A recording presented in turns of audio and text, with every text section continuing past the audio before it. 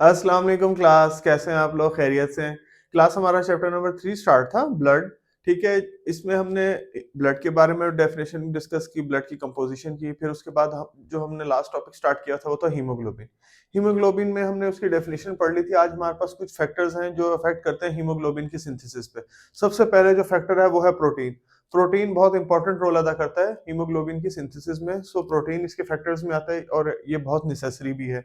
इसके अलावा जो मेटल्स हैं, मेटल्स भी हमारे पास जैसे फेरस है, ये बहुत ज़रूरी है हमारे लिए इसकी प्रोटीन्स की प्रोडक्शन के लिए। इसके अलावा कुछ विटामिन बी9 है, बी12 है, ये विटामिन्स भी इंपॉर्टेंट है प्रोटीन की सिंथेसिस के लिए। So proteins, metals and vitamins, all of three are necessary for the synthesis of hemoglobin. Next one is the functions of haemoglobin. ठीक है, फंक्शन में सबसे पहले है ऑक्सीजन ट्रांसपोर्ट, सेकंड नंबर पर है कार्बन डाइऑक्साइड और थर्ड नंबर पर है हमारे पास पिगमेंट्स। ठीक है, इसको हम देख लेते हैं ऑक्सीजन क्यों जरूरी है। एक बात तो पहली जरूरी है कि ऑक्सीजन जो है वैसे ही एक एसेंशियल सोर्स है। ठीक है, सो लिखा हुआ भी है, बल्कि it is essential for O2 carriage as it combines reversibly and loses with oxygen and supplies tissues to lung in the form of oxyhaemoglobin. ठीक है, ऑक्सीजन जब कंबाइन होता है हीमोग्लोबिन के साथ, ठीक है, तो वो क्या बन जाता है? ऑक्सी हीमोग्लोबिन बन जाता है। ठीक है, और ये किस में अपना लंग हवा, ऑक्सीजन किसके थ्रू हो रही है? लंग्स के थ्रू हो रही है।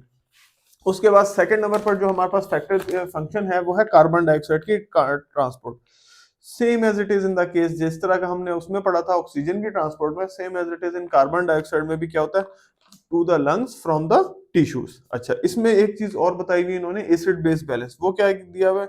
Due to globin fraction it act as a strong buffer, और एज अ बफर के तौर पर भी काम कर रहा है, यानी कि ना उसको ज्यादा मोर देन अल्कलिनिटी की तरफ जाने देगा, ना एसिडिटी की तरफ जाने देगा। तो उसको क्या करेगा? यानी कि उसकी पीएच को मेंटेन करेगा, यानी कि and helps to maintain the pH of the blood. और जो हीमोग्लोबिन है यानी कि ब्लड है, इसकी पीएच को भी वो मेंटेन करेगा।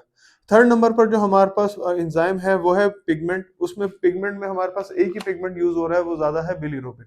बिलीरुबिन का इंपॉर्टेंट रोल है, ठीक है, ये ब्रेक डाउन करता है और क्या प्रोड्यूस करता है? आरबीसीज। इसके अलावा different pigments of bile, stool, urine etcetera are form from haemoglobin and excreted through the urine and stool. ठीक है, और कहाँ से एक्सक्रीट हो रहा है? यूरिन से भी एक्सक्रीट हो सकता है या फिर स्टूल से, यानी कि थ्रू फीसिस भी वो एक्सक्रीट आउट हो सकता है। तो क्लास ये जो थे हमारे पास सिंथेसिस के कुछ इंपॉर्टेंट फैक्टर्स आ गए, जैसे प्रोटीन्स था, मेटल्स था, विटामिन था, और इसी तरह फंक्शंस में जो है, जो हीमोग्लोबिन का इंपॉर्टेंट रोल अदा करते हैं, उसमें एक ऑक्सीजन है, ऑक्सीजन ट्रांसपोर्ट है, कार्बन डाइऑक्साइड की ट्रांसपोर्ट है, और थर्ड नंबर पर है वो पिगमेंट।